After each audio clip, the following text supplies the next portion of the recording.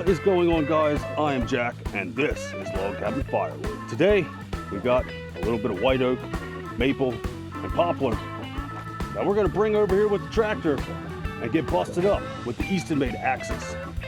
Time to get to work.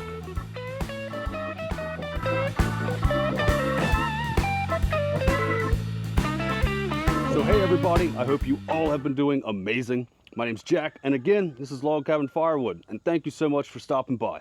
Today, we have the New Holland tractor loaded up with some white oak and maple and poplar and stuff that we bucked up a couple days ago while it was nice and cool.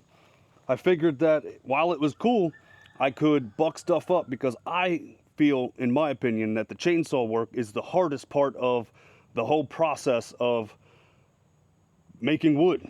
You know, I feel like the chainsawing is what takes the most time, especially when you get tree service wood or loads that are all jammed up on top of each other. You having to sort through the piles and, you know, get things cut and moved around and stacked up, which I do like stacking this stuff up after I buck it up. It is an extra step, but it's nice coming to a nice stacked pile of rounds rather than, you know, digging through a pile of rounds. I mean, you can see I even stacked up the rounds over there in the last video from the red oak that we were cutting. I can't wait to get into that stuff. There's going to be a lot of wood over there in those couple trees, and there's still more of those red oaks from where I got that stuff, and I'm really looking forward to going and getting the rest of it. Let's get the Axis fired up. Let's see how much I can get done. It is a Sunday now, and I have maybe an hour and a half that I can play. We'll see if I can load the trailer up in an hour and a half. Probably ain't gonna happen, but I'm hoping to at least get, you know, halfway through this pile. So let's see what we can do. So I do want to give a shout out to John from Frick and Jeep. John is the one that inspired me to start using the tractor and loading the bucket up and then bringing it over and setting it on the Axis to work out of the bucket. If you guys ever watched Frick and Jeep, he has the fastest splitter on YouTube at his house that he hand built. He made this thing himself back in the 70s. Before Eastonmade, before Wolfridge, before all those things were out here, John was conjuring up these things in his own brain and, you know, making things work for him because he's in his 70s, I believe. I think he's early 70s, and he didn't have YouTube. He had books and magazines that he could go and read through and figure things out, and it's super impressive to me how the older generation was able to learn and figure things out. But it's like us, my generation, nobody can figure anything out, and we have all this stuff at our disposal. I mean, you've got YouTube, you've got the internet, you've got ChatGPT. You can literally open up your phone and ask it any question you want, and it will tell you the answer. But people choose to just not do the work. They want to take a step aside and not put forth the work. So, same thing as last week. Focus on the things you can do and don't focus on the things you can't do. Because I'm going to get some wood done now. Let's go.